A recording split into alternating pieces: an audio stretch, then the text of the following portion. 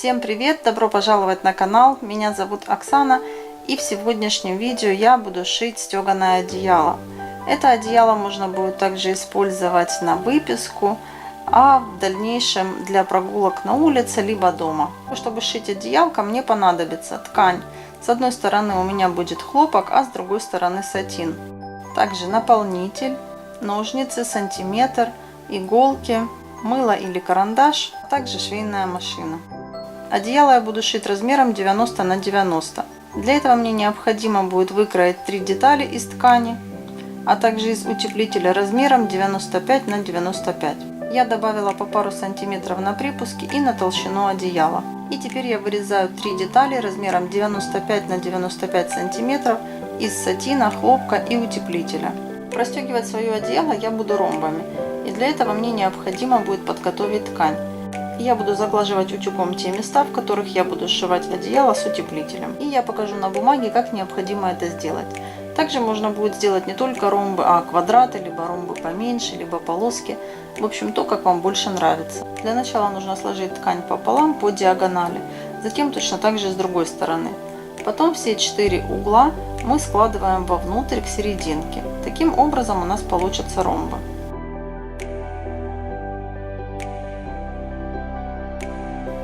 Вот так у меня получилось, и теперь я скалю ткань с утеплителем. Сначала я скалываю по краю полностью, и теперь вдоль линии по диагонали я тоже скалю все иголками, для того чтобы ткань она не двигалась вместе с утеплителем и получилась ровная красивая строчка. После того, как я сколола ткань по диагонали, теперь я могу сшить ее на швейной машине.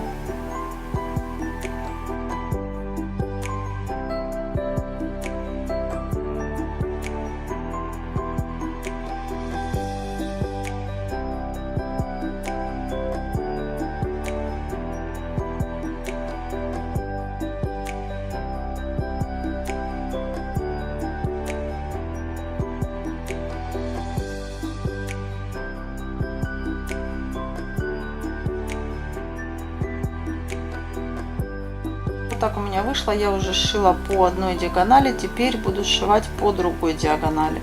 И вот так по очереди я буду прошивать по всем заглаженным полосам, но предварительно буду скалывать все это иголками. После того, как проложите строчку по первой большой диагональной линии, необходимо в разные стороны хорошо разгладить ткань, и только после этого уже вот скалывать иголками. И точно так же все последующие места, которые вы будете прошивать, необходимо хорошо разглаживать, чтобы ткань не морщилась, и все это потом выглядело красиво и аккуратно.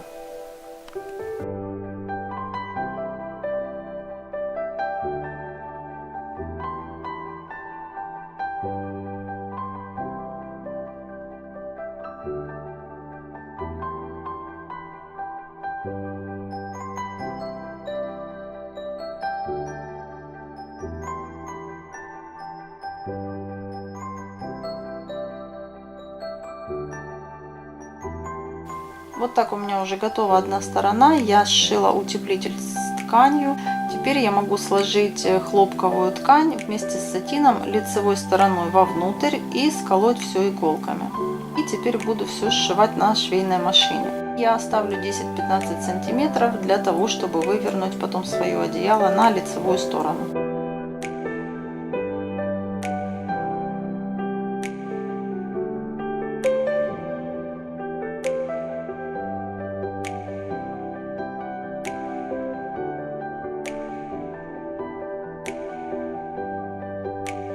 Вот так наше одеяло уже почти готово. Теперь я срежу уголки и выворачиваю его на лицевую сторону. Все, что лишнее, также необходимо срезать. Ткань или остался, если утеплитель, тоже все необходимо срезать, чтобы было аккуратно. И тогда уже можно выворачивать все на лицевую сторону.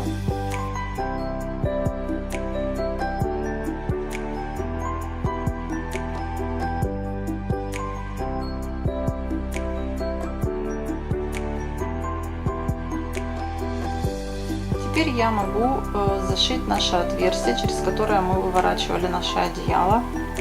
Я его сколола иголками и теперь прошью, и теперь сошью на швейной машине. Также можно сшить это отверстие вручную потайным стежком. Вот так, в принципе, наше одеяло уже готово. Его можно оставить в таком виде, вот в котором оно уже есть. Но я еще проложу строчку по лицевой стороне, отступая от края где-то расстояние на ширину лапки.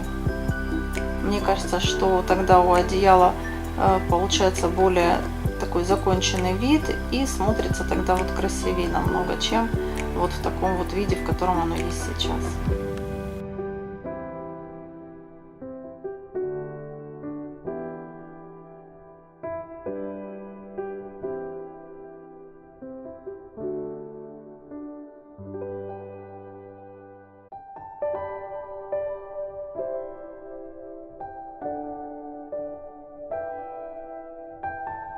Вот такое белоснежное одеяло у меня получилось.